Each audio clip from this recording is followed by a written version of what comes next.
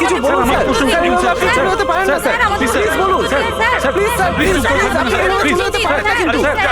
Please আমাদের বলে যান কি করে এরকম হলো sir, please sir, please sir.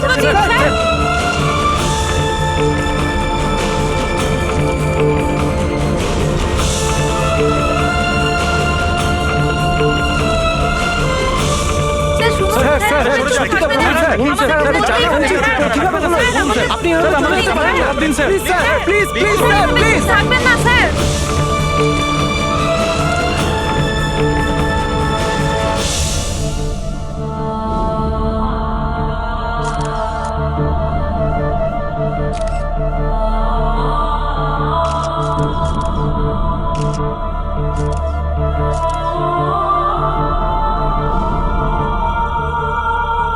Please please sir, please sir, শুধু বলুন স্যার, স্যার প্লিজ স্যার, দরকার নেই আমাদের জানার স্যার, প্লিজ স্যার, চেষ্টা করুন স্যার, প্লিজ আমাদের। স্যার স্যার আমাদের প্রশ্নের জবাব দিন স্যার, থাকবেন স্যার, স্যার আমাদেরকে জবাব দিতেই হবে স্যার, আপনারা বলুন sir, please sir, please sir, please sir.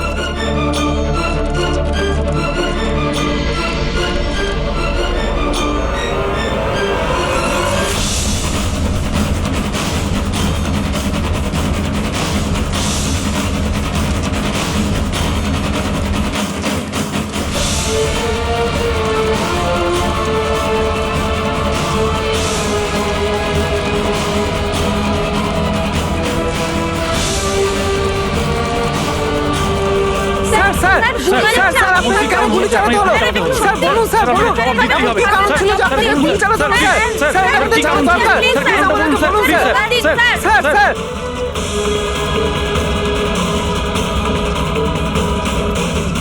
গুলি চালানো স্যার, কি এমন হয়েছিল যে গুলি চালানো বলুন স্যার, স্যার আমাকে প্লিজ স্যার আপনাকে জবাব দিতেই হবে স্যার, প্লিজ স্যার। স্যার দয়া, কি হয়েছে দয়ার স্যার? এরা বলছে যে আমি নাকি ওকে গুলি করেছি। ওরা মিথ্যে বলছে, আমি জানি যে দয়া।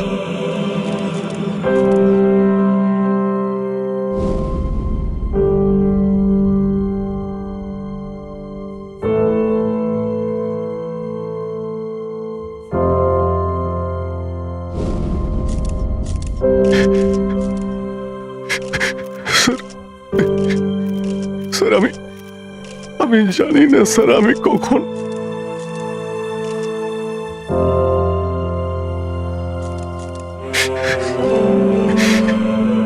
দয়া।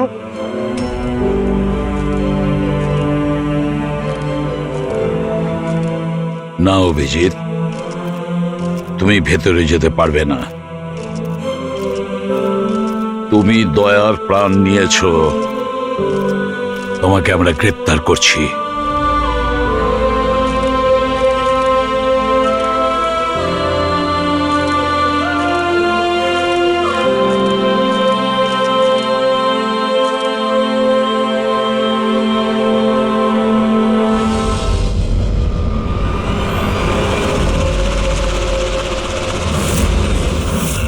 স্যার, যার খুন হয়েছে তার নাম ডিকে, একজন প্রাইভেট ডিটেকটিভ।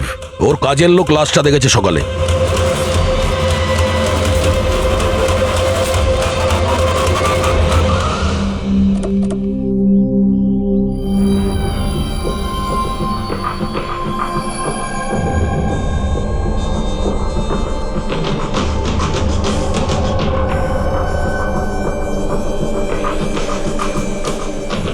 দয়া, এর মুখ তো ক্ষতবিক্ষত, মনে হচ্ছে পয়েন্ট ব্ল্যাঙ্ক রেঞ্জ থেকে একাধিক গুলি করে মারা হয়েছে একে। স্যার, এই রুমের জিনিসপত্র সব ঠিকঠাক জায়গায় আছে, কিছুই হয়নি। মনে তো হচ্ছে না এখানে কোনো হাতাহাতি হয়েছে।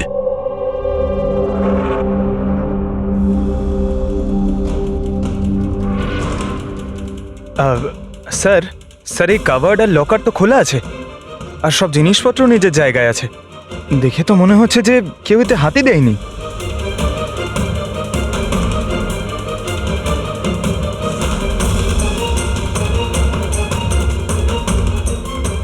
স্যার, টাকা আর গয়না যেকে সেই আছে।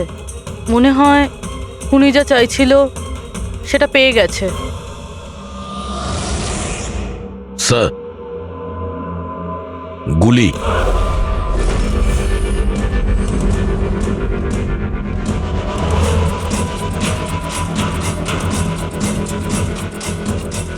3টে গুলি চলেছে দয়া।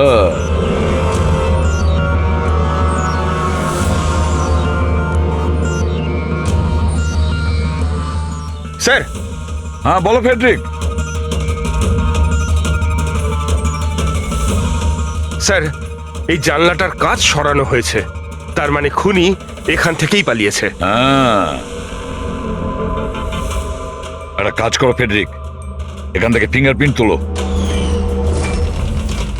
স্যার, হ্যাঁ দয়া। ডিকের মোবাইল ফোনটা দেখুন স্যার। মরার আগে ডিকে কোনো সঞ্জয়কে 3বার কল করেছে। সঞ্জয়? ওই সঞ্জয়কে আপনি চেনেন? না সাহেব। রাত 1টা থেকে 2:30-এর মধ্যে 3বার। সঞ্জয়ের ডিটেল বের করো স্যার। আর হ্যাঁ দয়া, অভিজিৎ তো এখনো এলো না, তুমি ওকে ফোন করে বলনি এখানে আসতে ক্রাইম সিনে? হ্যাঁ স্যার, বলেছিলাম। মনে হয় কোনো জ্যামে আটকে গেছে। জ্যামে আটকে গেছে? ওকে ফোন করো আর বলো এখানে তাড়াতাড়ি আসতে। স্যার। হ্যাঁ।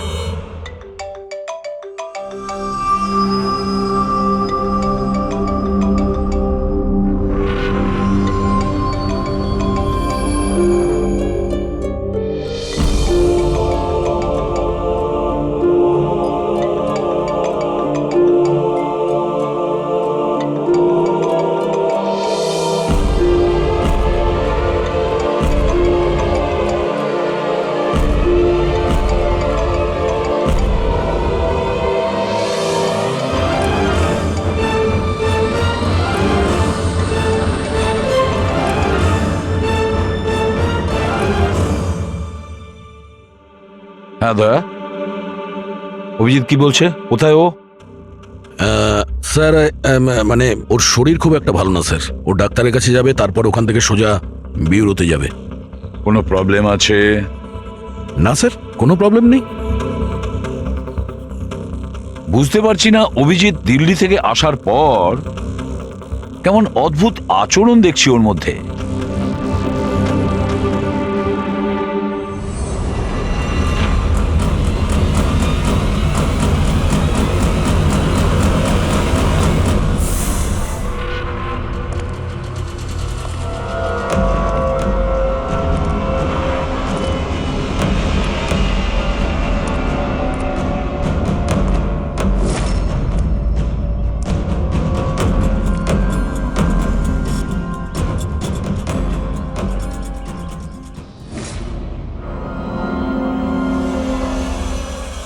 তোমার আমার সাহায্যের দরকার। তোমার? হ্যাঁ? আরে ভাই, তুমি হলে গিয়ে সিআইডি অফিসার। হ্যাঁ, কিন্তু এই কাজটা এটা আমি একা করতে পারবো না। চলো ঠিক আছে, তোমাকে সাহায্য করব, এতে আর কি আছে। চলো চা তো খাওয়া যাক। আরে না, ঠিক আছে, আমি আমি ঠিক আছি। আই মিন, দেখ চেতন, এই কাজটা না, এই ব্যাপারে যেন কেউ কিছু না জানে, বিশেষ করে আমার টিম। আরে এটা আবার কি কথা বলছো? আমরা এতদিনের পুরনো বন্ধু, এইটুকু বিশ্বাস করতে পারছো না? হ্যাঁ বলো, কি করতে হবে?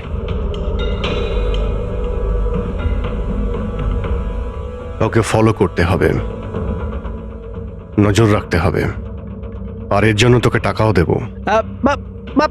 কি কথা বলছো? বন্ধুত্বের মধ্যে টাকা? হ্যাঁ। আচ্ছা ঠিক আছে, যদি মনে করো টাকা দিয়ে দিও। ফলো কাকে করতে হবে?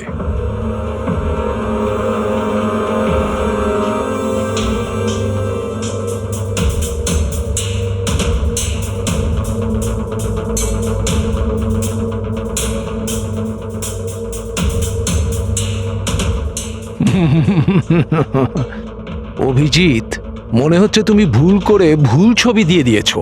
ভুল ছবি আমি দিইনি, একেই তোকে ফলো করতে হবে। এ কোথায় যায়, কি করে, কার সঙ্গে দেখা করে, সবকিছু রাত 10টা থেকে সকাল 6টা পর্যন্ত। আর প্লিজ কোনো প্রশ্ন করবি না, যা বলেছি তাই করবি, ব্যাস। ওকে? ওকে।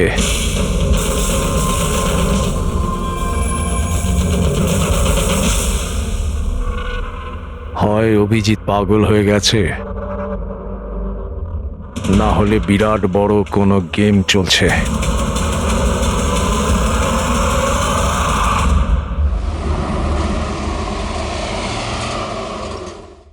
কি কি বলছেন? ও খুন হয়ে গেছে? মরার আগে ডিকে শেষবার ফোনে আপনার সঙ্গে কথা বলেছিল মাঝরাতে। কি কথা হয়েছিল আপনাদের মধ্যে? আমার কথাতে একজনের উপরে নজর রাখছিল, কোনো প্রমাণ পেয়েছিল, সেই জন্য আমাকে ফোন করেছিল। হায়ার করেছিলেন কেন? আমার বস মন্দিরা ম্যাডামের জন্য। মন্দিরা? কুমার জুয়েলার্সের ওনার, বিখ্যাত পেজ 3 সেলিব্রিটি। আশা করি আপনারা ওই দিল্লির কেসটার ব্যাপারে নিশ্চয়ই জানেন বোধহয়। ও হো হো হো হো, মন্দিরা কুমার, মন্দিরা দেবী। ওনার বিরুদ্ধে তো ওনার স্বামী, শ্বশুর, শাশুড়ি আর কেয়ারটেকারকে মারার অভিযোগ আছে, তাই না? ঠিক বলেছেন।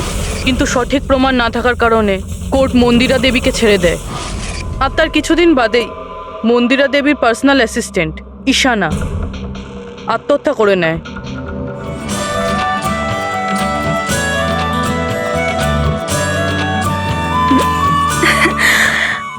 তুই? হাই, আজও লেট হয়ে গেলি না? তাড়াতাড়ি যা, সঞ্জয় স্যার তোর ওয়েট করছে কখন থেকে। ও গড, সঞ্জয় স্যার তো তাড়াতাড়ি কেন চলে আসলেন? এসেও পড়েছেন আর খুব রেগে আছেন। মাই গড, তুই আমার ব্যাগটা সামলা, আমি এক্ষুনি আসছি।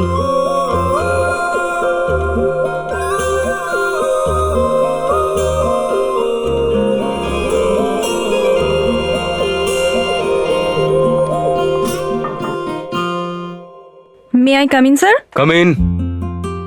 Sorry sir, sorry I am so sorry sir. কটা বাজে বলো তো তুমি? এটা কোনো অফিসে আসার টাইম হলো? স্যার ট্রাফিক খুব বেশি ছিল। কি ট্রাফিকের কথা বলছো তুমি? রোজ একই কথা বলে যাও তুমি। হ্যাঁ, এই অফিসের বাকি লোকজনও তো ওই ট্রাফিক পেরিয়ে আসে, তাই না? হ্যাঁ বলো কুমার। না না, 30শে ডিসেম্বরের আগে কিচ্ছু করা সম্ভব নয়। আরে তুমি তো এটা জানো যে 30শে ডিসেম্বরে মন্দিরা ম্যাডামের একটা ইভেন্ট রয়েছে মুম্বাইতে, তার আগে কিছুই করা সম্ভব নয়। হ্যাঁ হ্যাঁ,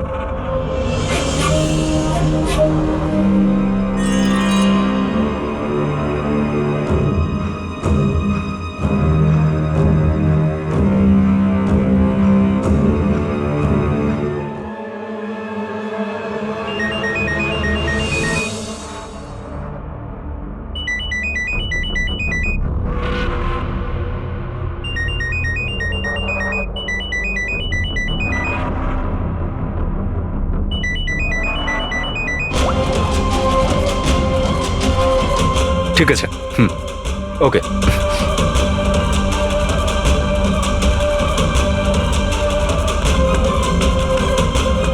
কি হলো? হ্যাঁ, কি হয়েছে নাকি? বাইরে ওভাবে কি দেখছো?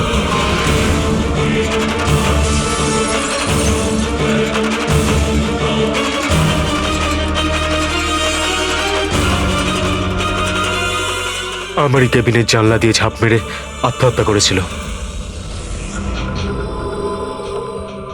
আত্মহত্যা কেন করেছিল সেটা কেউ জানে না। আচ্ছা, মন্দিরা দেবী ডিকে কে কার ওপর কড়া নজর রাখতে বলেছিলেন? ওনার প্রাণ সংশয় রয়েছে। ডিকে সেটাই খোঁজ করার চেষ্টা করছিল। প্রাণের ভয় কার থেকে? আসলে কোর্ট থেকে ছাড়া পাওয়ার পরে কেউ ম্যাডামকে হুমকি দিচ্ছিল। আচ্ছা, শুধু ওই হুমকিটা ফোনেই কি? হ্যাঁ, ফোনের মধ্যেই অচেনা নাম্বার থেকে আর টাইপ করা চিঠি পাঠিয়ে। আসলে ম্যাডাম পুলিশের চক্করে দ্বিতীয়বার পড়তে চাননি, সেই জন্য ডিকে কে হায়ার করেছিলেন উনি। তো কিছু জানতে পেরেছে ডিকে? ওর হাতে কিছু প্রমাণ তো এসেছিল, কিন্তু ও সেটা পেন ড্রাইভে সেভ করে রেখেছিল।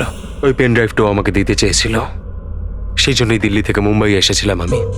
কিন্তু ডিকের বাড়িতে ওর লকারটা খোলা ছিল। আচ্ছা, ওই লকার থেকে পেন ড্রাইভটা চুরি হয়ে যায়নি তো? হতে পারে দয়া। ওর বাড়িতে আমরা একটা ল্যাপটপও পেয়েছি স্যার, হয়তো ওর থেকে কিছু জানা যাবে।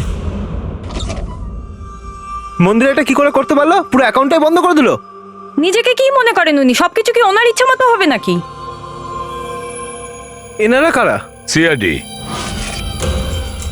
আমরা ওই মানে সঞ্জীবের সঙ্গে দেখা করতে এসেছি। আপনারা দুজন কে? স্যার ইনি কায়রা, মিস্টার কুমার, মন্দিরা ম্যাডামের মেয়ে। ও স্যার, আর ইনি ম্যাডামের রিলেটিভ মিস্টার সুবীর। আমরা মন্দিরা ম্যাডাম আর ওর ফ্যামিলির সঙ্গে কবে দেখা করতে পারবো? কারণ ওদের প্রাণ রক্ষা করার দায়িত্ব এখন আমাদের ওপর। ইনফ্যাক্ট মন্দিরা ম্যাডাম, কায়রার কাকাতো দাদা শেখর আর ওনার স্ত্রী সবাই আজ রাতেই আসছেন। 30শে ডিসেম্বর কুমার্স জুয়েলার্সের একটা বড় চ্যারিটি ইভেন্ট রয়েছে, তাতে পার্টিসিপেট করার জন্য। তাহলে ঠিক আছে, কালকে সকালেই দেখা হবে।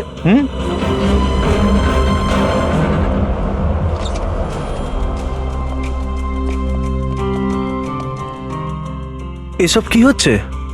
সিআইডি আমাদের পার্সোনাল ব্যাপারে ঢুকছে কেন?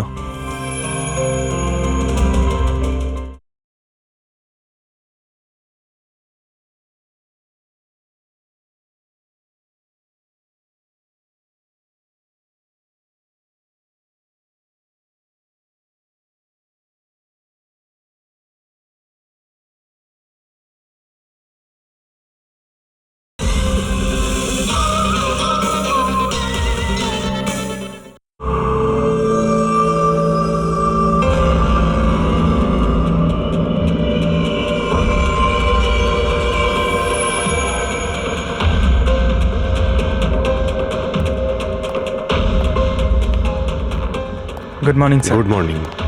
হ্যালো স্যার, এখন কেমন আছেন আপনি? Murder investigation sir, private detective DK sir, বাড়িতেই মারা গেছে স্যার। এটা পুরো কেস ফাইল স্যার।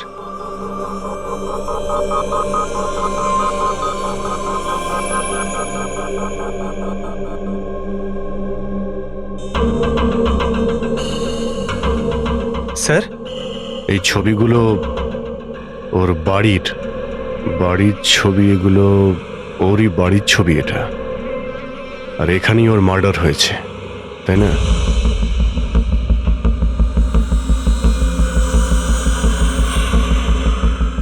হ্যাঁ, এখানেই ওর মার্ডার হয়েছে। পঙ্কজ, ঘুরিয়ে কেন জিজ্ঞেস করছেন? আমরা এইমাত্র তো সেটাই বললাম। সেটাই তো স্যার, মনে হচ্ছে ওনার শরীর এখনো ঠিক হয়নি, কোনো গন্ডগোল মনে হচ্ছে স্যার।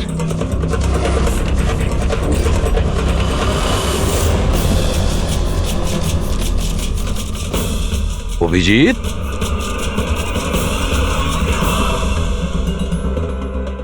Good morning sir. কি হয়েছে তোমার? হ্যাঁ, কোন জগতে ছিলে?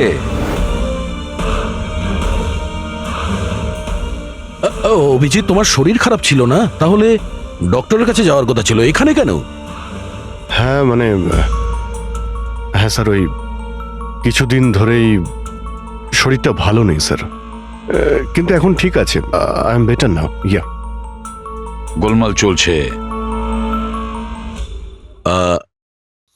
স্যার, ডিকে সঞ্জয়কে যে পেন ড্রাইভটা দিতে যাচ্ছিল, ওর যে ডেটা আছে ওগুলো উদ্ধার করার যে একটা উপায় আছে স্যার। পেন ড্রাইভ তো পাওয়া যায়নি তো। তাহলে ডেটা কোথা থেকে পাবে? স্যার, আছে না একটা উপায় আছে, ওই আমরা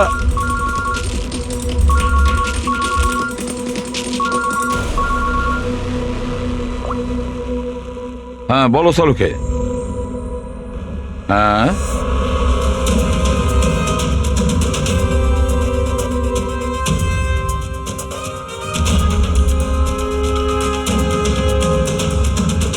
দয়া স্যার,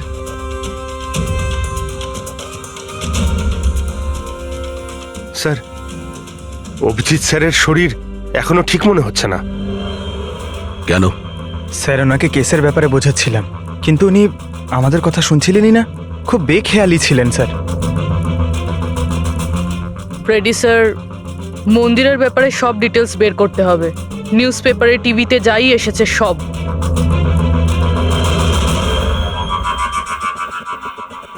বাড়িতে ঢোকার একটাই রাস্তা আছে, মেন গেট। চাবি ডিকে আর ওর বাড়ির মেডের কাছে থাকে। বাথরুমের জানালা,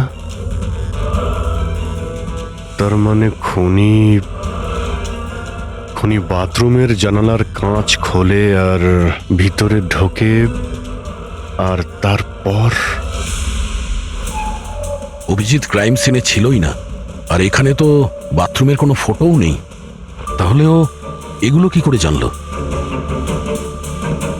অভিজিৎ আমার কাছে কিছু লুকোচ্ছে, কিন্তু কি?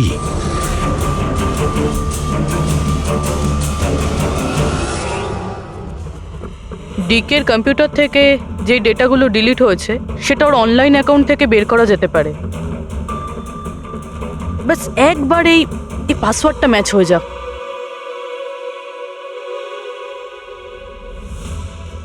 কিছুদিন ধরেই শরীরটা ভালো নেই স্যার, কিন্তু এখন ঠিক আছে। I am better now. Sir ওনাকে কেসের ব্যাপারে বোঝাচ্ছিলাম, কিন্তু উনি আমাদের কথা শুনছিলেনই না। খুব বেখেয়ালি ছিলেন স্যার।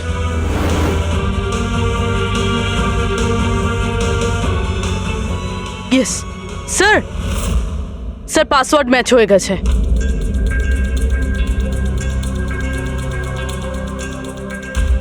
স্যার এতে তো ভিডিও রয়েছে, চেক করি। স্যার এটা তো ডিকের কম্পাউন্ডের ভিতরের ফুটেজ। এর মানে ওখানে সিসিটিভি ক্যামেরা আছে? আছে না, ছিল। আমাদের পৌঁছানোর আগেই কেউ বার করে নিয়েছে। কিন্তু বের কে করেছে? অন্য ভিডিওটা দেখো।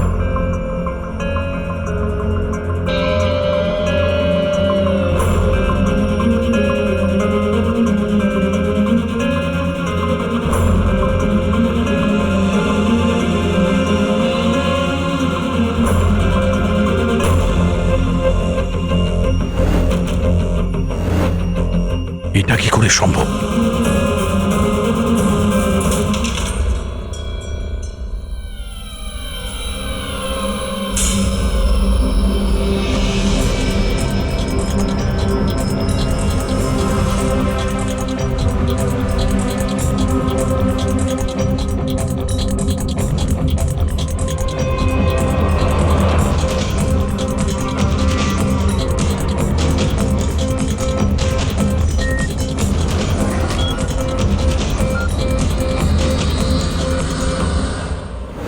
ডক্টর সালুকে আপনি খুব ভালো করে ক্রস চেক করেছেন তো? মানে বন্দুক তো আমাদের কাছে নেই, তাই বলছিলাম কোথাও কোনো ভুল? না দয়া, কোনো ভুল নেই। আমি একবার নয় 10 বার ক্রস চেক করেছি। মানছি যে বন্দুকটা আমাদের কাছে নেই, কিন্তু বন্দুকের রেকর্ড তো আমাদের কাছে আছে। সেই গুলিটা যা দিয়ে ডিকেকে মারা হয়েছে, সেই গুলিটা ওর বন্দুক থেকেই চলেছিল। গুলির প্যাটার্ন, গুলির উপর লেগে থাকা চিহ্ন, সবকিছু এইটাই প্রমাণ করছে যে সেটা অভিজিতেরই বন্দুক। স্যার স্যার গুলি অভিজিতের বন্দুক থেকে চলেছে, কিন্তু তার মানে তো এটা নয় যে অভিজিৎ গুলিটা চালিয়েছে। এক্স্যাক্টলি স্যার, সেই কারণে আমি এই কথা এসিপি স্যারকে বলিনি, শুধুমাত্র আপনাদের সঙ্গে কথা বলেছি, যাতে আমি এই মামলা সুরাহা করতে পারি। কি তুমি এই কথাটা এসিপি কে জানাওনি? কি বলবো স্যার, কি বলবো ওনাকে? যেখানে আমার বিশ্বাস হচ্ছে না, তাহলে ওনাকে কি বলবো? তুমি যদি এই কথাটা বিশ্বাসই না করবে, তাহলে ফোন করে আমাকে কেন জিজ্ঞেস করেছিলে? যে বন্দুক থেকে ডিকে কে মারা হয়েছে সেই বন্দুকটা অভিজিতের না? কি এমন ছিল যার জন্য তুমি অভিজিৎকে সন্দেহ করেছিলে? কি ছিল ওটা? এই কারণে ডক্টর, যখন আমরা একটু পিছিয়ে দাও।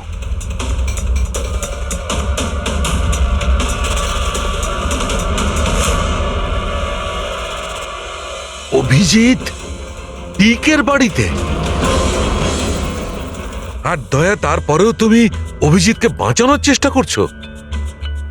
দেখো দয়া, অভিজিৎ আর তোমার বন্ধুত্বকে আমি খুবই শ্রদ্ধা করি, তার কদরও করি, কিন্তু ডিউটি, নিজের দায়িত্ব, সব সম্পর্ক সব বন্ধুত্ব থেকে বড় হয় না। আর এই কথাটা নিশ্চয়ই আমি তোমাকে বুঝিয়ে বলতে যাব না। স্যার পোক্ত কোনো প্রমাণ ছাড়া অভিজিৎ স্যারকে সন্দেহ এটা প্রমাণ নয় তো কি পুরবি? অভিজিৎ ডিকের বাড়িতে ঢুকেছিল, এটা যদি প্রমাণ নয় তো কি পুরবি? অভিজিৎ স্যার ডিকের ঘরে গেছিল সেটা আমরা দেখেছি, কিন্তু উনি ডিকেকে মেরেছেন এটা তো আমরা দেখিনি। স্যার এটাও তো হতে পারে ওনার বন্দুক দিয়ে ডিকেকে অন্য কেউ মেরেছে। হতেই পারে, এটা হতে পারে যে অভিজিতের বন্দুক দিয়ে ডিকে কে অন্য কেউ মেরেছিল, কিন্তু এই অবস্থায় অভিজিতের বন্দুকটা অভিজিতের কাছে থাকার কথা নয়। তোমাদের কি অভিজিৎ এ কথা বলেছে? ও কি বলেছে যে ওর বন্দুকটা হারিয়ে গেছে? বন্দুক হারিয়ে যাওয়ার কোন রিপোর্ট দেখিয়েছে? ও সব সময় তোমাদের সঙ্গে ছিল, কিন্তু ও কি বলেছে যে অদ্ভুত পোশাক পরে ডিকের ঘরে কেন ঢুকেছিল, আর তাও বাথরুমের কাঁচ ভেঙে? বলো বলো। স্যার, আপনার এই সমস্ত প্রশ্নের উত্তর আমি অভিজিৎকে জিজ্ঞাসা করব, কিন্তু ততক্ষণের জন্য এসিপি স্যারকে আপনি কিচ্ছু বলবেন না। দেখো, তোমরা এই ব্যাপারটা সামলে নাও, কিন্তু ব্যাপারটা আমার ভালো লাগছে না। Please doctor, please. ঠিক আছে, কাল সকাল পর্যন্ত। দয়া, আমি কাল সকাল পর্যন্ত তোমাদের সময় দিচ্ছি। হয় তোমরা সত্যিটা আবিষ্কার করো, নয় এই সমস্ত কথাটা নিজে এসিপি কে বলে দাও। তুমি যদি এসিপি কে কথা না জানাও, তাহলে আমি নিজে প্রদ্যুমনকে এই সমস্ত ব্যাপারটা বলবো।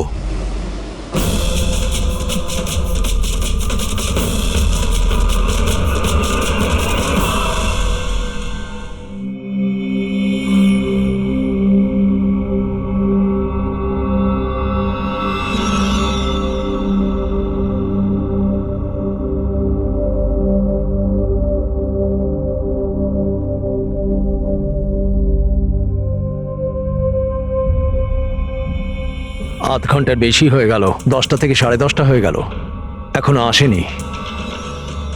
সারা রাত মনে হয় অপেক্ষা করতে হবে।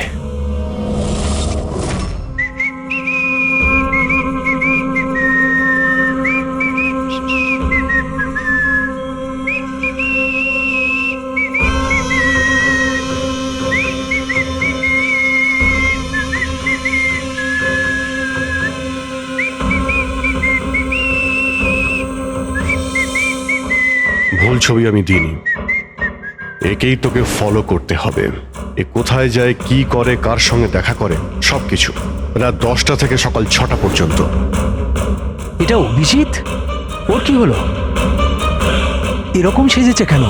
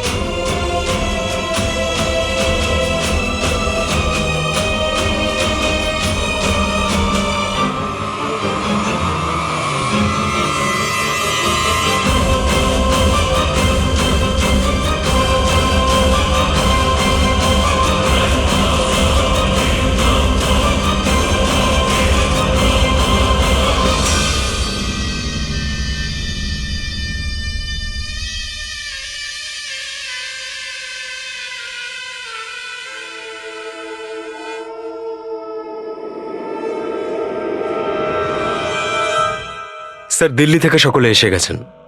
মন্দিরা ম্যাডাম, আমারা মন্দিরা ম্যাডামের দাওরের বউ। কায়রা, মন্দিরা ম্যাডামের সৎ মেয়ে। সুবীর, মন্দিরা ম্যাডামের বোনজি। শেখর, মন্দিরা ম্যাডামের দেওরের ছেলে। আসুন ম্যাডাম, এনারা সিআইডি থেকে এসেছেন। এসিপি স্যার, ইনি ভালো হয়েছে আপনারা এসে গেছেন। ডিকের খুনি কে সেটা জানা গেল? আরে আপনি তো এটা জানেনই যে আমাদের ফেমাস অ্যানুয়াল ইভেন্ট খুব তাড়াতাড়ি আসতে চলেছে। আই হোপ যে আপনি আমার সিকিউরিটির সব ব্যবস্থাই করে রেখেছেন। দেখুন, আপনি আমাকে ভুল ভাববেন না, কিন্তু আমি কোনো চান্স নিতে চাইছি না অ্যাকচুয়ালি। এই ইভেন্টটা আমার কাছে খুব বেশি ইম্পর্ট্যান্ট, কিন্তু আমার প্রাণের থেকে বেশি নয়। আপনি কি মনে করেন আপনি আমাকে সিকিউর রাখতে সক্ষম হবেন? আর ডিকের কেসটায় কিরকম কি প্রগ্রেস হলো? আসল খুনির ব্যাপারে কিছু জানা গেল? ওসব আপনার জানার দরকার নেই মন্দিরা দেবী। মেইন হলো আপনার নিরাপত্তা, সেটা দায়িত্ব আমাদের। কি চমৎকার! বৌদি, আপনার ভয় লাগছে মন্দিরা দেবীর, যাকে আইনও কিছু করতে পারলো না? মানতে হবে তাকে যে আপনাকে ভয় পাইয়ে দিয়েছে।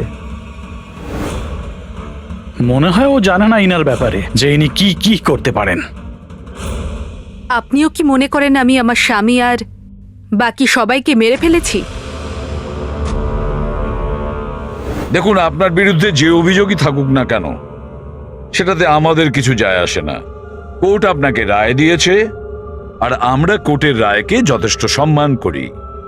আপনি শুধু এটা বলুন, আপনি কাকে সন্দেহ করেন? কে এমন আছে যে আপনাকে মারতে চায়? সন্দেহ? হ্যাঁ, সন্দেহ।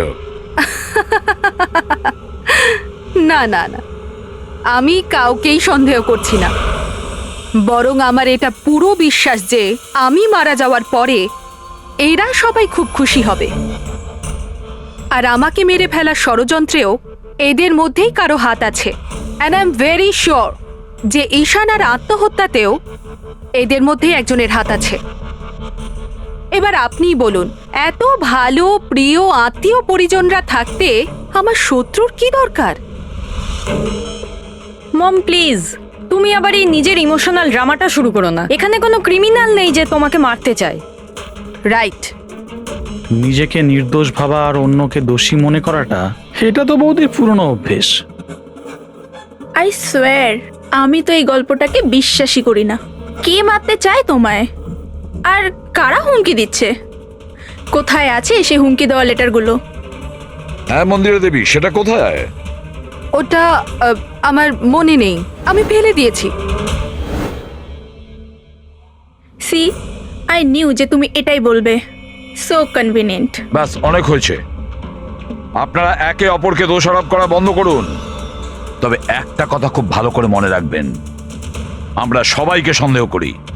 তাই সবাইকে বলছি, তার মানে হলো আপনাদের সবাইকে সন্দেহ করি, আপনাদের সবাইকে। আর একটা কথা, আমাদের পারমিশন ছাড়া আপনারা এই শহর ছেড়ে যেতে পারবেন না। কেউ শহর ছেড়ে যাবেন না। আর যদি দরকার পড়ে আমরা দ্বিতীয়বার তাকে ডেকে নেব। Thank you very much. Thank you.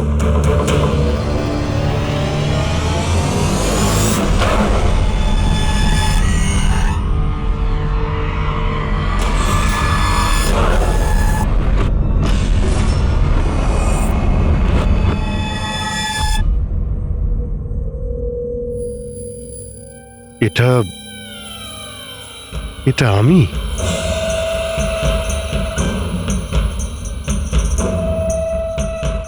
এই পোশাক পরে ঘুরছিলাম? এই পোশাক তো রোজ আমার ওয়াশিং মেশিনে ধোয়া হয়।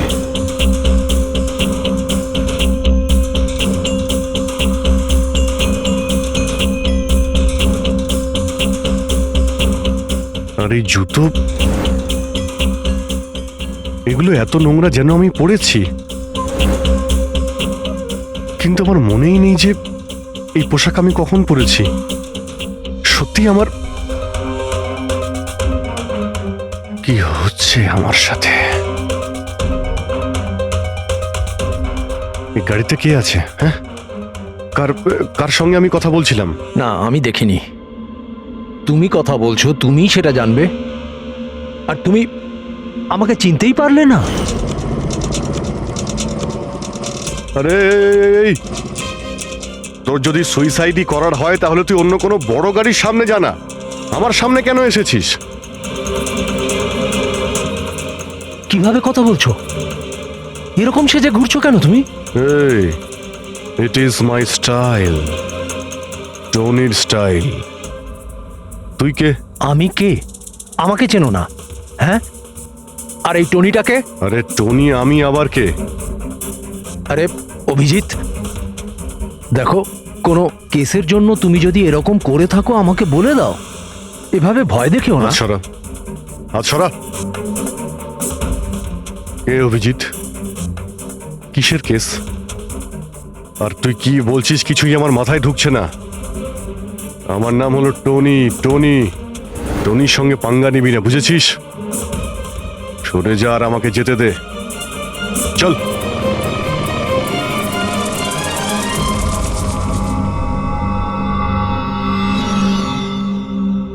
এই অভিজিৎ নিজেকে টনি কেন বলছে?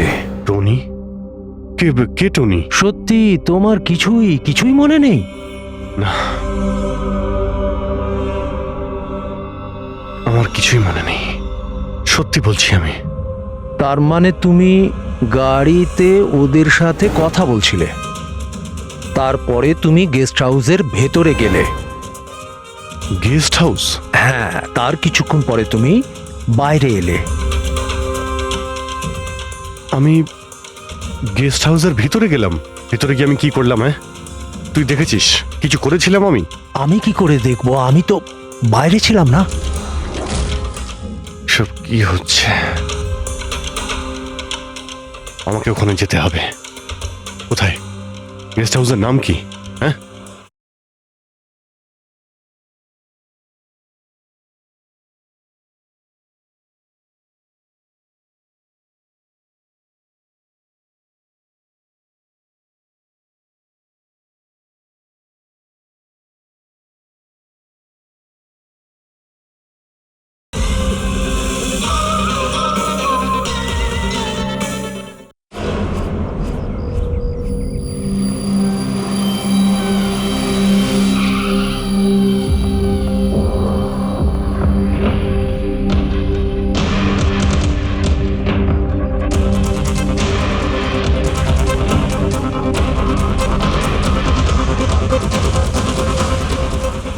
স্যার, রক্ত।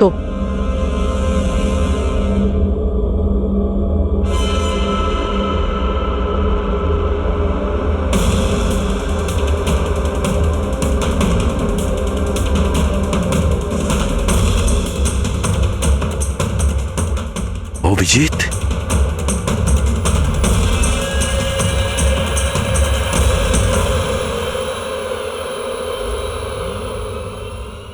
দয়া, তুমি এখানে? তোমার ফোন ট্র্যাক করে আর এই প্রশ্ন তো আমিও তোমাকে করছি অভিজিৎ। তুমি এখানে কি করছো?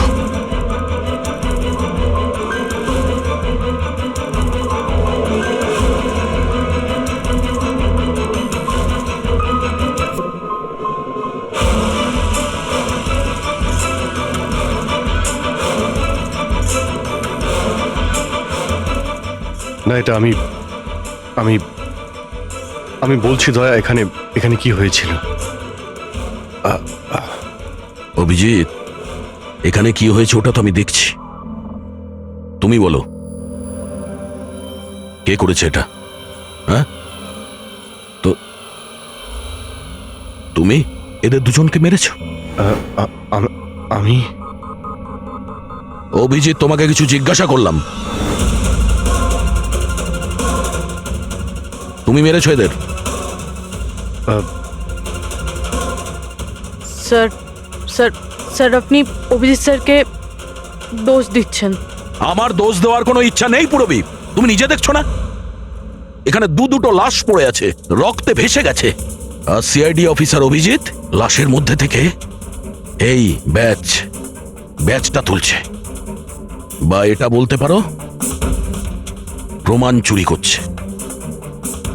অভিজিৎ, আমি তোমাকে আবার জিজ্ঞাসা করছি, তোমার সাথে অপরাধীদের মতো ব্যবহার করতে আমাকে বাধ্য করো না। কি করবো দয়া, আমি কি বলবো? যদি আমি বলি যে এই কাজটা আমি করিনি, তুমি মানবে?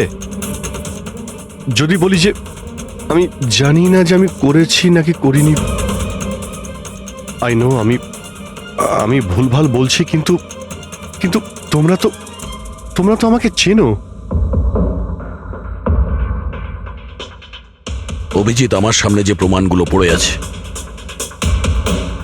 ওগুলো দেখে আমরা কিছু বলতে পারবো না। আমাকে আমার ডিউটি করতে হবে।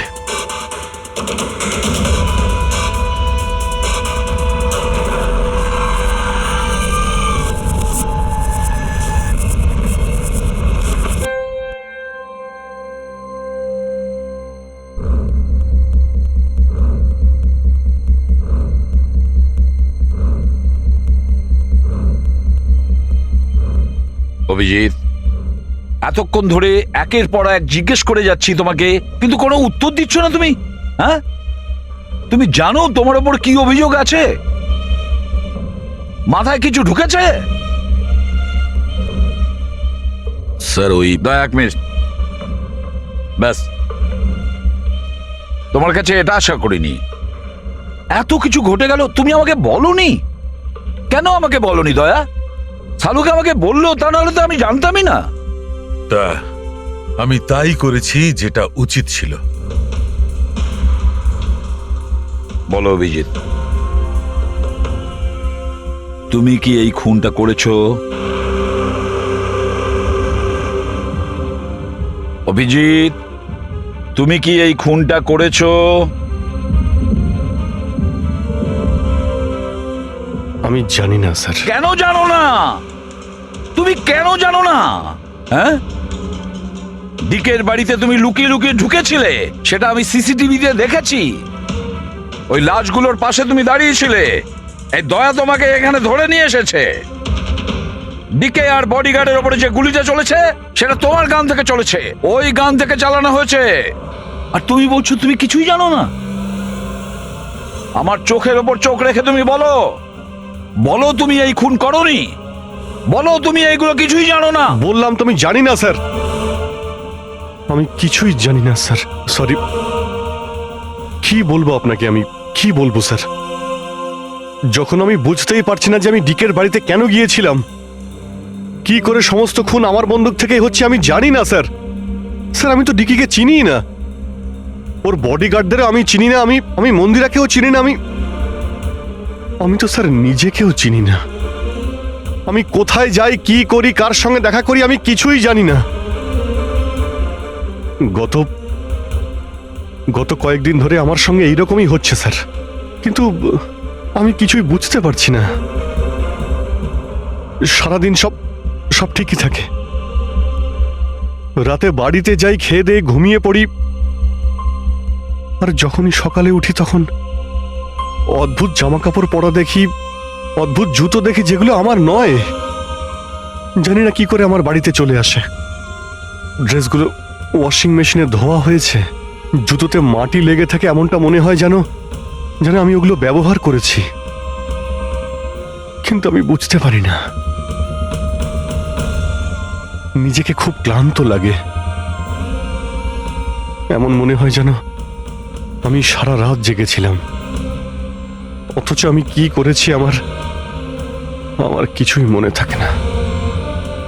মনে হয় প্রতিদিন আমার 6 থেকে 7 ঘন্টা হারিয়ে যাচ্ছে, যার ব্যাপারে আমি কিছুই জানি না।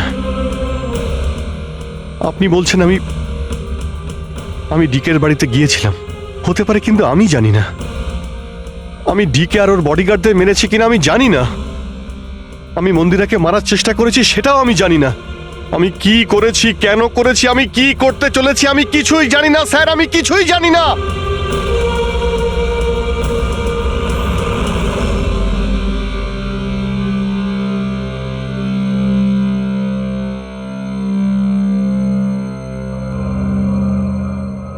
দেখো অভিজিৎ, এই মুহূর্তে তুমি নিজের জন্যে আর অন্যদের জন্যেও বিপজ্জনক। আমি তোমাকে একা ছাড়বো না, আমি তোমাকে নজরবন্দি রাখবো, আর দয়া তোমার ওপর নজর রাখবে।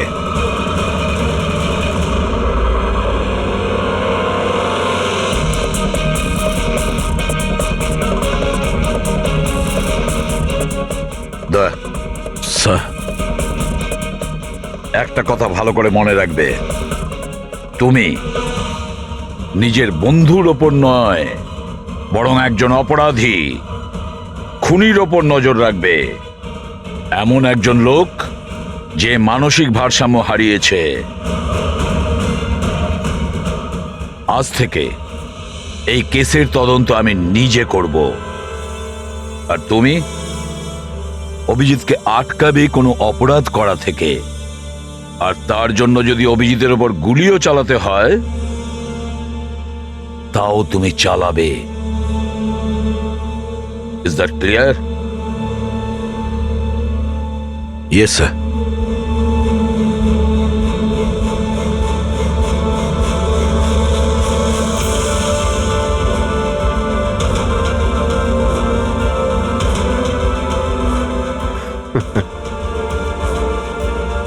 হাত করা পড়িয়ে দাও ভাই। শুনলে তো, মানসিক অবস্থা ঠিক নেই আমার। কখন কি করে বসি কিছুই জানি না। আটকাও আমায়, আমার হাতে আরো একটা অপরাধ হওয়ার আগে। আটকাও আমায় ভাই। আপনাদের অফিসার, আপনাদের সিনিয়র সিআইডি অফিসার আমারই প্রাণের পিছনে পড়ে রয়েছে, আর উনি তাদেরকেও মেরে ফেলেছেন যারা আমার সিকিউরিটিতে ছিল। আর আপনি নিশ্চিন্ত হয়ে বলছেন ভয় পাওয়ার কোনো কারণ নেই। ও আপনারই চোখের সামনে সবাইকে মেরে ফেলছে, তা সত্ত্বেও আপনি বলে যাচ্ছেন যে ভয় পাওয়ার কোনো কারণ নেই। আশ্চর্য! আপনি শুধু এটা বলুন, আমি আপনাদেরকে আর কি করে বিশ্বাস করব? আজ আপনাদের একজন অফিসার সিরিয়াল কিলার বেরিয়েছে, কাল আবার অন্য কেউ বেরিয়ে আসবে। মন্দিরা দেবী, অনেক হয়েছে, অনেক কথা বলে ফেলেছেন। আমাদের ইন্সপেক্টর অভিজিৎ একজন সৎ এবং সাহসী অফিসার। নিজের দেশকে রক্ষা করার জন্য, সাধারণ মানুষের রক্ষা করার জন্য নিজের প্রাণও দিতে পারে। সে কোনোদিন খুনি হতে পারে না। হ্যাঁ, ওর বিরুদ্ধে অভিযোগ আছে, তিনটে খুনের অভিযোগ আছে। আপাতত এটা প্রমাণিত হয়েছে যে অভিজিৎ নিজের মানসিক ভারসাম্য হারিয়েছে। ও কি করছে ওর মনেই থাকে না, কার সঙ্গে দেখা করছে, কি বলছে, আর যখন নর্মাল হয়ে যায় কিছুই মনে থাকে না। তার মানে এই নয় যে ও একজন খুনি। আমি জোর দিয়ে বলতে পারি যে আপনার জীবন বিপন্ন, আর তাও আপনার এই আত্মীয় স্বজনদের কারণে। এক্সকিউজ মি, সব প্রমাণ আপনাদের অফিসারের বিরুদ্ধে পাওয়া গেছে, আর সন্দেহ আপনারা আমাদেরকে করছেন। হ্যাঁ, আমি সবাইকে সন্দেহ করছি। উনি তো আপনারই অফিসার, আপনি তো ওকেই বাঁচাবেন। এই 3টে খুনই কিন্তু ইন্সপেক্টর অভিজিতের গান থেকে চলা গুলিতেই হয়েছে। আর আপনি বলতে চাইছেন যে এই কাজটা আমাদের মধ্যে কেউ করে থাকতে পারে? আরে আমাদের কাছে আপনার ওই অফিসারের গানটা কোথা থেকে আসবে?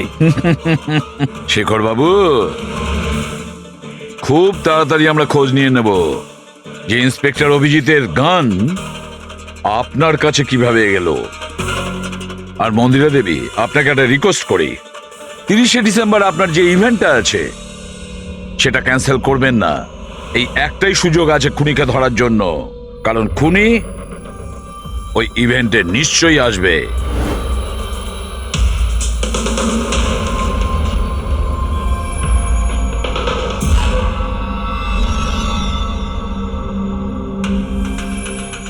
স্যার স্যার হ্যাঁ সঞ্জয়, কি হচ্ছে? স্যার, আপনি অভিজিৎ স্যারের ব্যাপারে কিছু বলছিলেন যে ওনার ভিতরে অন্য একজনের প্রতিফলন ঘটে, স্মৃতিশক্তি ওনার, মানে উনি আগের দিন রাতের কথা মনে করতে পারেন না। হ্যাঁ, তো ঠিক এরকমই, এক্স্যাক্টলি এরকমই অন্য আরেকজনের সাথেও হয়েছিল। কার সঙ্গে বলুন? স্যার, ঈশানা। ঈশানা? যেদিনও আত্মহত্যা করেছিল তার কিছুদিন আগে থেকেই একদম এরকমই আচরণ করতে শুরু করেছিল। কি অদ্ভুত রকম হয়ে গিয়েছিল, অন্য মনস্ক থাকতো। যেদিন আত্মহত্যা করেছিল তার কিছুদিন আগে থেকেই একটা অদ্ভুত রিংটোন সেট করেছিল নিজের ফোনে, আর তারপর সেই দিন হঠাৎ করে ওই রিংটোনটা বাজতে শুরু করলো। আর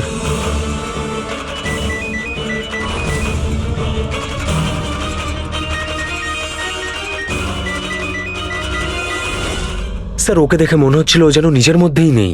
স্যার, অভিজিৎ স্যারও তো দিল্লি থেকে ফেরার পর এইভাবেই বিহেভ করছে।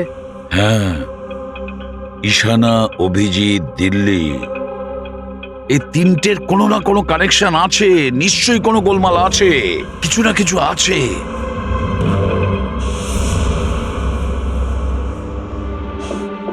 কফি। আরে খেয়ে নাও ভাই, কিছুই মেশাইনি। আমি এখানেই আছি, পালিয়ে যাচ্ছি না। অভিজিৎ, তুমি এই কথাগুলো লুকিয়েছো কেন আমাদের থেকে? লুকোতে হয়েছিল ভাই, কি করব আমি? আমি কিছুই বুঝতে পারছিলাম না যে আমি কি করব, আমার সঙ্গে কি হচ্ছে। যেখানে আমি নিজেই কনফিউজ, আমি সেখানে কি বলবো তোমাকে?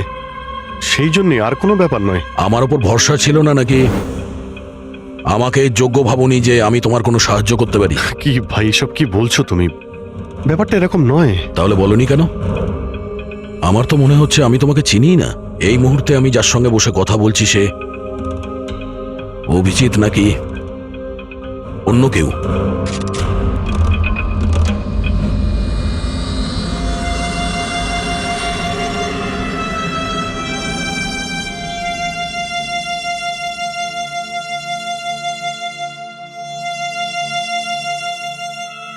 আমি তোমার কোনো ক্ষতি করব না,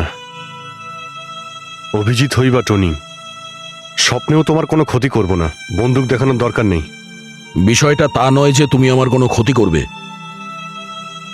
বিষয় এটা যে আমি এখানে শুধুমাত্র আমার ডিউটি করছি, আর আমি কোনো চান্স নিতে চাই না। আমি তো তোমাকে হয়তো চিনিই না।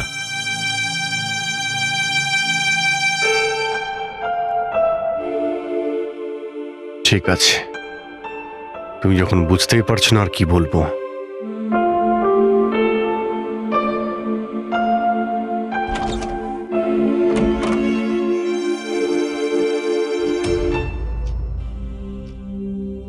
ডক্টর মহেশ, আমি আপনাকে পুরো ব্যাপারটা জানিয়েছি। এবার আপনি বলুন আপনার কি মনে হচ্ছে? দেখুন, এক্ষুনি আপনারা যেটা বললেন যে এই অভিজিৎ আর ঈশানার ব্যাপারে, এটার থেকে তো একটা ব্যাপার একদম পরিষ্কার যে দুজনের কন্ডিশনই একদম সমান। Artificially induced split personality. এটাকে যদি সোজা ভাষায় আপনাদের বোঝাই তাহলে এই কন্ডিশনে পেশেন্টের মস্তিষ্কে তার এই নিজের ব্যক্তিত্ব ছাড়াও অন্য আরও একটা ব্যক্তিত্ব প্ল্যান্ট করা হয়, যেটা কোনো বিশেষ কারো আদেশ বা নির্দেশ অনুযায়ী চলাচল করে। আর এটাকে এমনভাবে সেট করা হয় যাতে ওই ব্যক্তিত্ব বিশেষ ধার্য করা সময়ে বিশেষ ধরনের ট্রিগার পেলে ওই ব্যক্তিত্বকে সম্পূর্ণ প্রভাবিত করে। আর যতক্ষণ এই প্রভাব চলতে থাকে সে পুরনো ব্যক্তিত্বের বিষয়ে না তো কিছু জানতে পারে আর না তার সেই পুরনো ব্যক্তিত্ব সম্বন্ধে কিছু স্মরণে থাকে। এটা হলো মানুষের মস্তিষ্ক। এই মস্তিষ্কের দুটো ভাগ রয়েছে। সচেতন মস্তিষ্ক মানে কনসাস স্টেট অফ মাইন্ড, যার মধ্যে আমরা এখন আছি। অচেতন মস্তিষ্ক মানে semi conscious state of mind, মানে যখন আমরা ঘুমিয়ে থাকি তখন সক্রিয় হয়। আর কখনো কখনো জেগে থাকার সময়ও কোনো নেশার বা কোনো ওষুধের প্রভাবেও আমাদের অচেতন মস্তিষ্ক সক্রিয় হয়ে ওঠে। সচেত আর অচেত দুটো অবস্থাতেই মস্তিষ্ক ভিন্ন ভিন্ন কাজ করে, কিন্তু এই অবস্থাতে দুটো মস্তিষ্কই যা চিন্তা করে, কোনো কথা বা কোনো স্মৃতি সব সেভ করে নেয়। সচেত মস্তিষ্কের মধ্যে সেভ করা কথাবার্তা আমাদের অনেক বছর ধরে মনে থাকে, কিন্তু অচেত মস্তিষ্কে সেভ করা কথাবার্তা আমাদের মনেই থাকে না। ডক্টর মহেশ, এটা একটা হিপনোটাইজার মতো সম্মোহন, যাতে মানুষের মস্তিষ্ককে পুরো কন্ট্রোল করে যা কিছু করানো যায় রোবটের মতো, আর পরে কোনো বিশেষ আওয়াজ করে ওই সম্মোহনটাকে ভেঙে দেওয়া যায়। মানুষের কিছুই মনে থাকে না। না না না ডক্টর সালুকে, সম্মোহন একদম আলাদা প্রক্রিয়া। সম্মোহন অবস্থায় আপনি মানুষকে ততক্ষণই কন্ট্রোল করতে পারেন যতক্ষণ সে সম্মোহিত আছে। সম্মোহিত অবস্থা থেকে একবার বেরিয়ে আসার পর তাকে আবার সম্মোহিত করতে হয়। এখানে ব্যাপারটাই পুরো আলাদা। এখানে মানুষের মস্তিষ্কে একটা ঘটনা যা আদৌ ঘটেইনি, একটা ব্যক্তি যার কোনো অস্তিত্বই নেই, তাকে ওই মানুষের মস্তিষ্কের ভিতরেই প্ল্যান্ট করা হয়। তার মস্তিষ্কে এই কথাটাই ফিট করা হয়। আচ্ছা, তার মানে এত কিছু অভিজিতের সঙ্গেও ঘটেছে। কোনোভাবে অভিজিৎ ওই ট্রিগারগুলো পেয়ে যায়, যার কারণে টনি জেগে যায়। Exactly sir. রাতে অভিজিৎ ঘুমিয়ে পড়ার পর নিশ্চয়ই কোনো না কোনো আওয়াজ শুনতে পায়, যেটা ওই টনির জন্য একটা ট্রিগারও হতে পারে। হয়তো ওই আওয়াজটা শুনেই টনি জেগে যায়, কিন্তু অভিজিৎ সেখানেই ঘুমিয়ে থাকে। টনি জেগে যায় যে টনি আসলে খুনি, একজন বদমাশ, একজন অপরাধী। আর অভিজিৎ যাদেরকে চেনে ও তাদের কাউকেই চেনে না। যদি এটাই হয়তো অভিজিতের ভেতরে টনিকে কোনোভাবে কমেন্ট দেওয়া হয়েছে, মন্দিরাকে মেরে ফেলার জন্য, তাহলে 30শে ডিসেম্বর ইভেন্টে টনি এর পরিণাম দেখতে চায়। মন্দিরাকে মেরে ফেলার চেষ্টা করবে 2 দিন পরেই, 30শে ডিসেম্বর।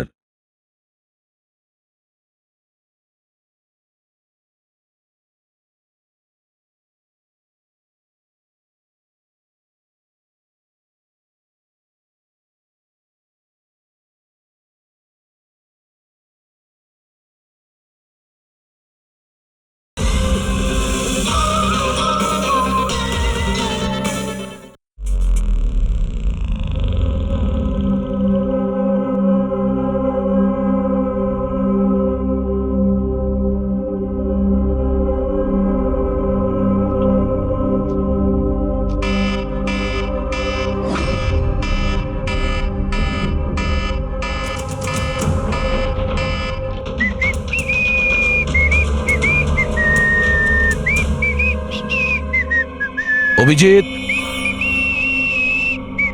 অভিজিৎ, কোথায় তুমি?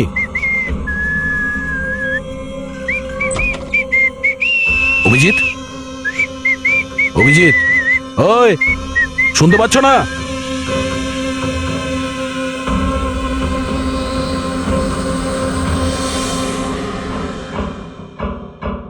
কে রে তুই? তুই আমার বাড়িতে কি করছিস? অভিজিৎ, টনি, তুমি এখান থেকে পালাতে পারবে না। তুমি এখানে নজরবন্দি আছো, এই ঘরের ভেতরেই থাকতে হবে, বুঝেছো? টনিকে তার কাজ করতে দে। যদি আমার রাস্তাতে বাধা দিস তাহলে জীবনটাও হারাবি তুই। চল এবার যেতে দে। বাড়ির বাইরে না, ভেতরে। হাত সরা, হাত সরা। তোকে তো বললাম যে আমাকে তুই বাধা দিস না। আমার মাথা গরম করিস না। আমার কাজের সময় কেউ বাধা দিতে পারবে না আমায়। চল। টনি, তুমি কোথাও যাবে না, এখানে, এখানেই থাকবে তুমি, বুঝেছো? কি বললি? টনির গায়ে হাত তুললি তুই? টনির গায়ে হাত তুললি তুই? অভিজিৎ, অভিজিৎ, অভিজিৎ,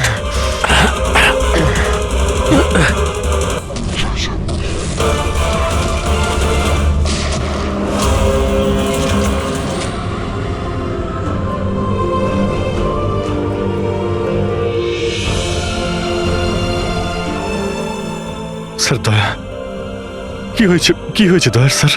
এরা বলছে যে আমি নাকি ওকে। না অভিজিৎ, তুমি ভেতরে যেতে পারবে না। তুমি দয়ার প্রাণ নিয়েছো, তোমাকে আমরা গ্রেপ্তার করছি।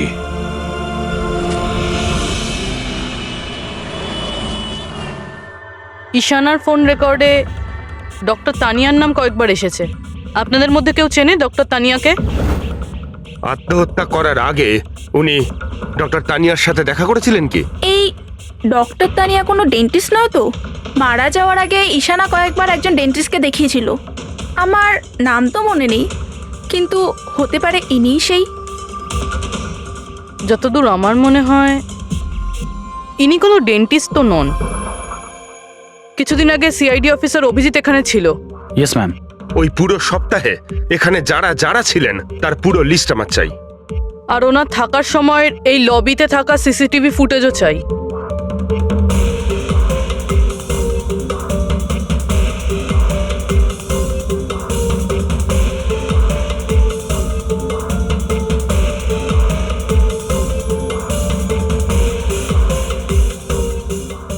এক মিনিট পজ করুন। এই মহিলাকে যার সাথে অভিজিৎ স্যার কথা বলছে? পুরবি, এই লিস্টটাতে ডক্টর তানিয়ার নাম আছে। উনি এখানেই ছিলেন যতদিন অভিজিৎ স্যার এখানে ছিলেন। মনে হচ্ছে ওই মহিলাই। কি নাম এই মহিলার? ম্যাম, ডক্টর তানিয়া সপ্তাহখানেক ধরে এখানেই ছিলেন। স্যার, এই তানিয়ার সাথে দেখা করতেই হবে। স্যার, তানিয়া মুম্বাইয়ের প্যারাডাইস হোটেলে রয়েছে। টিকিট পাবো না আমি মানেটা কি? লুক, আমাকে এক্ষুনি ইন্ডিয়া থেকে বাইরে যেতে হবে। Do you understand? Yes. Doctor Tania? হ্যাঁ, আপনি কে? ঈশানা, ঈশানার বন্ধু সিআইডি অফিসার পুরবী।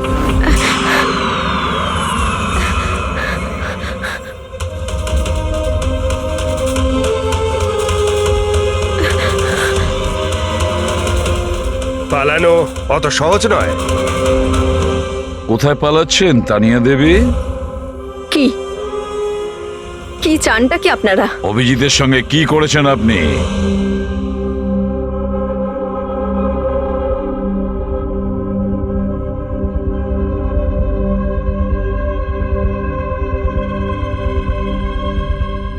ঈশানা আর অভিজিতের ব্রেনের ওপর আমি এক্সপেরিমেন্ট করেছি। ঈশানাকে আত্মহত্যা করার জন্য আর অভিজিৎকে একটা মার্ডার করানোর জন্য আমি প্রোগ্রাম করেছিলাম। কিভাবে কিভাবে সেই প্রোগ্রামটা করেছেন? আর্টিফিশিয়ালি ইলিউশন স্প্লিট পার্সোনালিটির সাহায্যে আমি দুজনের ব্রেনটাকে সেট করি, আর নিজের সেট করা শিডিউলের অনুযায়ী এই দুজনকেই এরকমভাবে প্ল্যান করেছি যে কোনো রকমের আওয়াজ হোক বা রিংটোন বাজুক, আর যখনই আওয়াজ হোক না কেন ওদের সমস্ত অর্ডারগুলি মানতে হবে যে কোনো উপায়ে। ওই ফোন নাম্বারটা যেখান থেকে ওনার কাছে ফোন আসে, কার নাম্বার সেটা? ওটা একটা পিসিও নাম্বার। ঈশানাই আমাকে এই নাম্বারটা দিয়েছিল অভিজিতের ব্রেনে ফিট করার জন্য। কি বললেন আপনি? কি বললেন আপনি? অভিজিৎকে এসব করার জন্য ঈশানা আপনাকে বলেছে? হ্যাঁ। আর ঈশানা যে আত্মহত্যা করেছে সেটা কি? সেটার কারণ কি? ওটা আসলে ঈশানা নিজেই বলেছিল আমাকে করতে। হোয়াট? হ্যাঁ বলেছিল তো ঈশানাই, বাট আই এম শিওর নিশ্চয়ই এর পেছনে কোনো না কোনো কারোর হাত আছে, যার বিষয়ে আমি জানি না। কেন? সে কেন এগুলো করবে? হয়তো ওর কোনো দুর্বলতা ছিল। যে করেই হোক অভিজিৎকে ওই পরিস্থিতি থেকে বের করতে হবে। নিয়ে চলো একে। চলো। ও বাইরে বেরোতে পারবে না। কেন? আমি অভিজিতের ব্রেনকে প্রোগ্রাম করেছি। সম্মোহন নয়, যে ইচ্ছে হলো আর ভেঙে দিলাম। আমি অভিজিতের ব্রেনের মধ্যে একটা খুনিকে প্ল্যান্ট করেছি, টনিকে। এটাই হলো সেই আর্টিফিশিয়ালি ইনডিউস পার্সোনালিটি, যেটা আর কোনোদিনও বাইরেই আসবে না। আমি যদি চাই তাহলেও অভিজিৎকে কোনোদিন বাইরে বের করতে পারবো না, কিন্তু আমি যদি এরকমটা করি হয়তো অভিজিৎ পাগল হয়ে যাবে বা ও মারাও যেতে পারে। মানে যখনই ট্রিগার হবে টনি মন্দিরাকে মেরেই ছাড়বে, আরও ততক্ষণ থামবে না যতক্ষণ না সত্যিকারে মেরেই ফেলছে মন্দিরাকে। আর এসবের মধ্যে যে আসবে সেই মারা যাবে। মন্দিরাকে মারার জন্য ট্রিগারটা কি? কি ট্রিগার আছে অভিজিতের জন্য? ঈশানার কেসে ট্রিগার ছিল একটা রিংটোন, আর অভিজিতের কেসে ট্রিগার হলো একটা রিমাইন্ডার টোন, একটা বিশেষ ধরনের বিপ, যেটা আমি অভিজিতের মোবাইলে সেট করে দিয়েছি। হ্যাঁ, অভিজিৎ মন্দিরাকে কিভাবে মারবে? কি প্রোগ্রাম সেট করেছো তুমি বলো? ও ততক্ষণ মন্দিরাকে ছুরি দিয়ে স্ট্যাপ করতে থাকবে যতক্ষণ না ও মন্দিরের অনেক রক্ত দেখে ফেলছে। কটা নাগাদ প্রোগ্রাম সেট করা হয়েছে? 10টা নাগাদ। মাই গড, 2 ঘন্টা বাকি আছে। গ্রেপ্তার করো একে।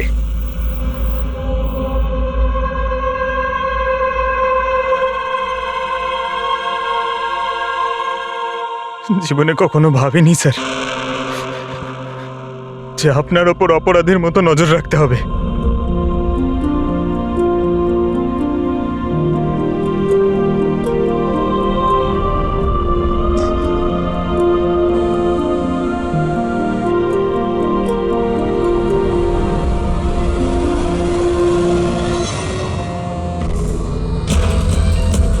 পঙ্কজ, ড্যাম ইট, ফোনটা ধরো।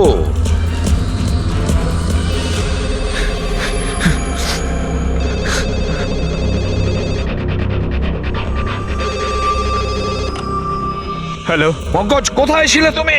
মোবাইলটা ধরোনি কেন? সরি স্যার, আমার ফোন সাইলেন্টে ছিল। স্যার আমি এখানেই আছি অভিজিৎ স্যারের কাছে। শোনো আমার কথা, এক্ষুনি তুমি অভিজিতের ফোনটা সুইচ অফ করো। কি স্যার, ফোন সুইচ অফ করবো? ওর ফোন সুইচ অফ করো যেভাবে আমি বলছি, এখনই, এই মুহূর্তে। অভিজিৎ স্যারের ফোন স্যার? প্রশ্ন করো না, যা বলছি তাই করো। অভিজিতের ফোন বন্ধ করো। দেখো, হাতে আমাদের সময় নেই। অভিজিৎ যে কোনো সময় খুনি হয়ে যেতে পারে। যাও তাড়াতাড়ি। না না,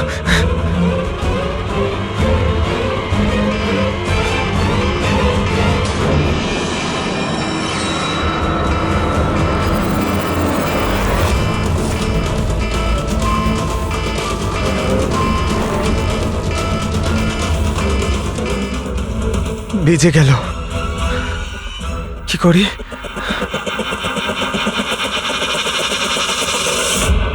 অভিজিৎ স্যার, অভিজিৎ স্যার কোথায় গেলেন? Abhijit sir, Abhijit sir,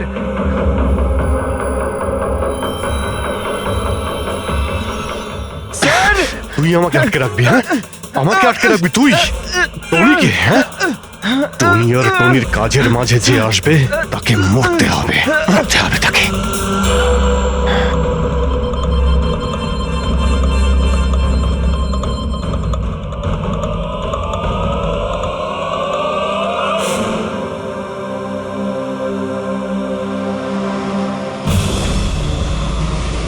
sir এখানেই চ্যারিটি ইভেন্টটা হবে।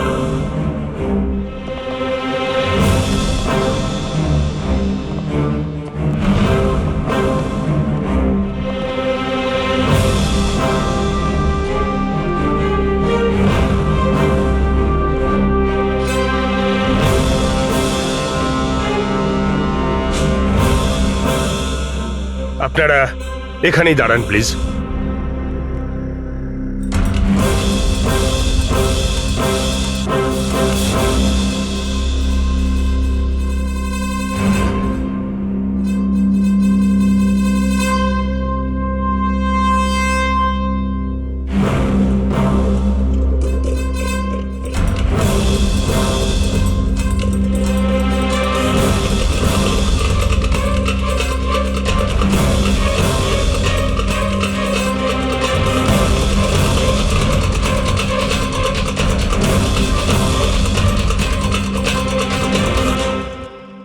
হ্যালো লেডিস অ্যান্ড জেন্টলম্যান, প্রত্যেক বছরের মতো এই বছরের সন্ধ্যাটাও খুবই গুরুত্বপূর্ণ। কারণ হলো মন্দিরা জুয়েলার্স অ্যানুয়াল চ্যারিটি ইভেন্টের জমা করা সম্পূর্ণ টাকাটা দিল্লি ও মুম্বাইয়ের বিভিন্ন অনাথ আশ্রম আর বৃদ্ধাশ্রমগুলিতে দেওয়া হবে। একবার জোরে হাততালি ডিকেসি চ্যারিটির জন্য। প্রত্যেক বছরের মতো এই বছরও আমাদের প্রধান অতিথি আছেন। তিনি আর কেউ না, তিনি হলেন মিসেস খান্না। তাহলে আসুন বন্ধুরা, একটা জোরে হাততালি দিয়ে স্বাগত জানাই মিসেস খান্নাকে। মিসেস খান্না,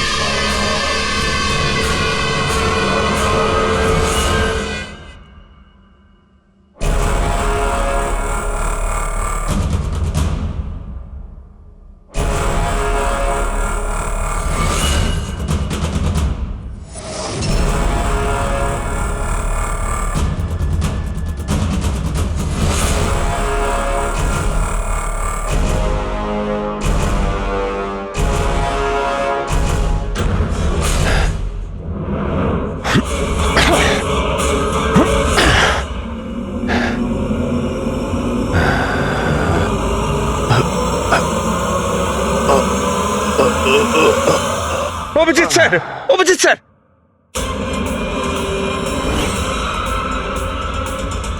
স্যার, স্যার,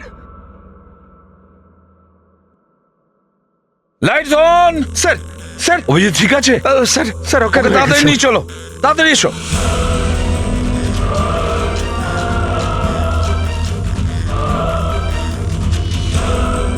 দরজা খুলুন।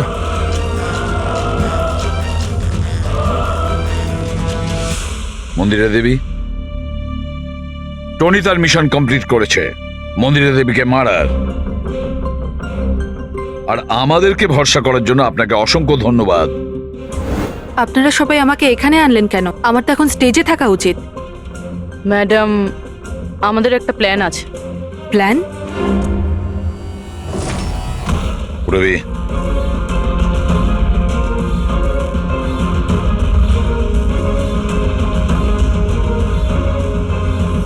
Lights off. মন্দিরা দেবী,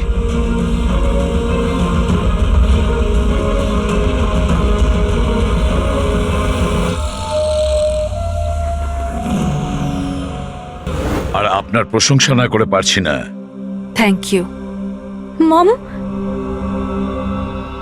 তুমি ঠিক আছো তো? এসব কি?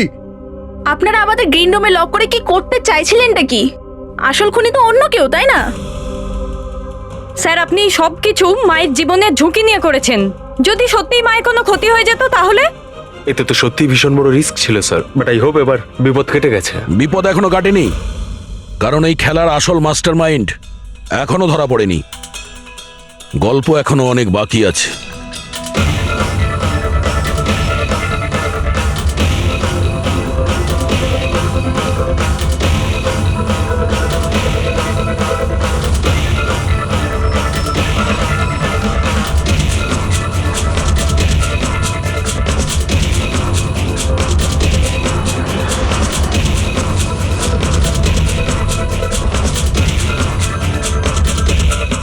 কি হলো? আমাকে দেখে ভালো লাগলো না? কখনো কখনো খুনি পর্যন্ত পৌঁছানোর জন্য আমাদের অ্যাক্টিং করতে হয়। তার মানে ওনার মৃত্যুর খবরটা নাটক ছিল? আমার মৃত্যুতে খুনি খুব খুশি হয়েছিল যে ও জিতে গেছে, আর ওই সুযোগটাই আমরা কাজে লাগিয়েছি। আমরা মন্দিরা দেবীকে বাঁচানোর চেষ্টা করছিলাম, আর দয়া মাস্টার মাইন্ডের পিছনে লেগেছিল। কিন্তু আসল মাস্টার মাইন্ডটা কে?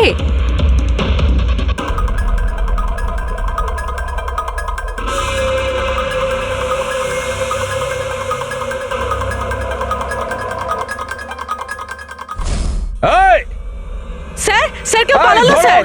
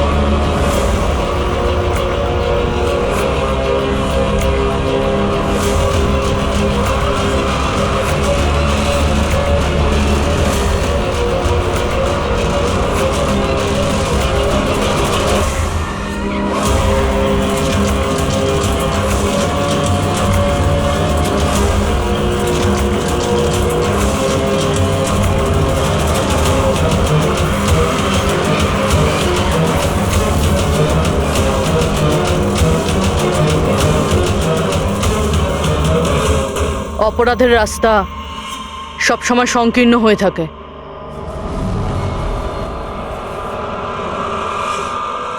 তুমি এটাই ভাবছো যে আমরা কি করে জানলাম যে তুমি খুন করেছো? আমরা তো এটা জানতাম যে এই মাস্টারমাইন্ড মন্দিরা দেবীর নিজেরই কোনো লোক। তাই আমার মৃত্যুর পরে আমি সব থেকে আগে এটা খোঁজ নিয়েছি যে আপনাদের মধ্যে কে সে যে অভিজিৎকে চিনত বা দেখা করেছেন। তারপরে আমার মনে এলো যে ক্রাইম ব্রাঞ্চের সেমিনারের জন্য অভিজিৎ দিল্লি গিয়েছিল। ওই সেমিনারে আসা লোকেদের লিস্ট যখন আমি দেখলাম তখন জানলাম যে কায়রাও গিয়েছিল। ক্রিমিনাল সাইকোলজির স্টুডেন্ট কায়রা। আর তানিয়াকে জিজ্ঞাসাবাদ করার পরে আমরা জানতে পারলাম যে ঈশানাই এই সমস্ত কাজ করতে বলেছে। ওই সময় ঈশানার মা সরকারি হাসপাতালে অ্যাডমিট ছিলেন, আর তার কিছুক্ষণের মধ্যেই ঈশানার মাকে বেসরকারি হাসপাতালে যেখানে অ্যাডমিট করা হয়েছিল সেখানকার পুরো খরচ মিস কায়রা করেছিল।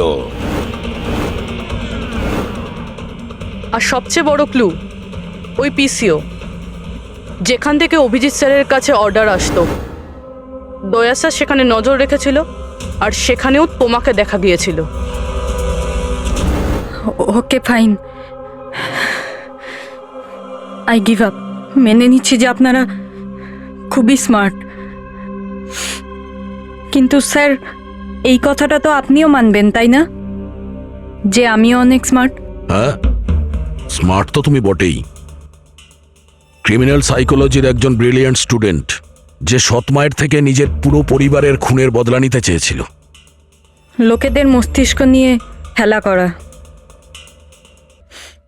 আর তাদের নিজের চক্রব্যূহে ফাঁসানো, এটাই এনার বিশেষত্ব। তাই আমি ভাবলাম যে এনাকে এনারই পদ্ধতিতে মেরে দিলে কেমন হয়। সেই কারণেই আমি ঈশানার সাথে দেখা করি আর তারপর ডক্টর তানিয়ার সাহায্য নিই। She was mad, she wanted to do an experiment. তারপর আমি ঈশানাকে অনেক বুঝিয়েছি, অনেক বোঝানোর পরে শি ওয়াজ রেডি। ওই এক্সপেরিমেন্ট নিজের উপর করায়, কিন্তু somehow I was never convinced.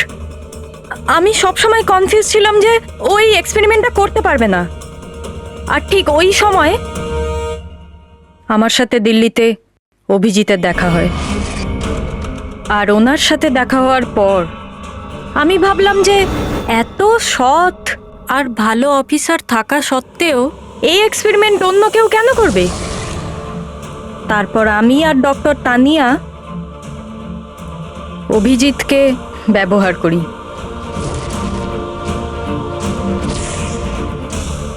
আর আমার এক্সপেরিমেন্ট ওর ওপরে করি। আর ঈশানা আমাদের কোনো কাজে ছিল না, তাই ওকে আমাদের রাস্তা থেকে সরিয়ে ফেলি। ডিকে আর ওই দুজন বডিগার্ড, ওরা তোমার কি ক্ষতি করেছিল?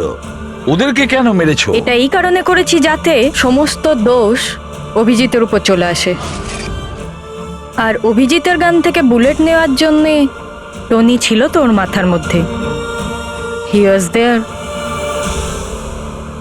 তুমি এতটা নিচে নামতে পারো কায়রা, আমি কখনো ভাবতেও পারিনি। এবার জানতে পেরে গেছো তো?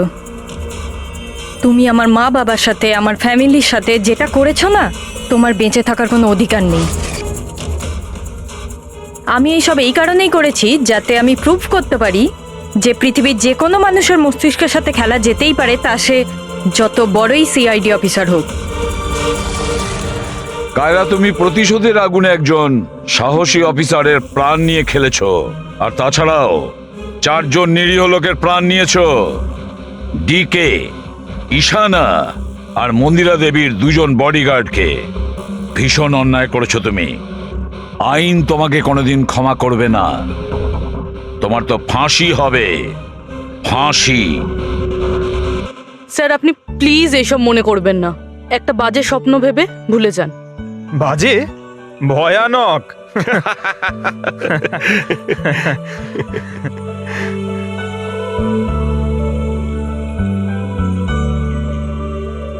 বস, হ্যাঁ বলো সালুকে, বলো। কেস তো সলভ হলো? হ্যাঁ, কেস তো সলভ হলো, কিন্তু কিন্তু কি বস, অভিজিতের মস্তিষ্কে যে টনিকে প্ল্যান্ট করা হয়েছিল সেই উদ্দেশ্যটা সফল হয়েছে।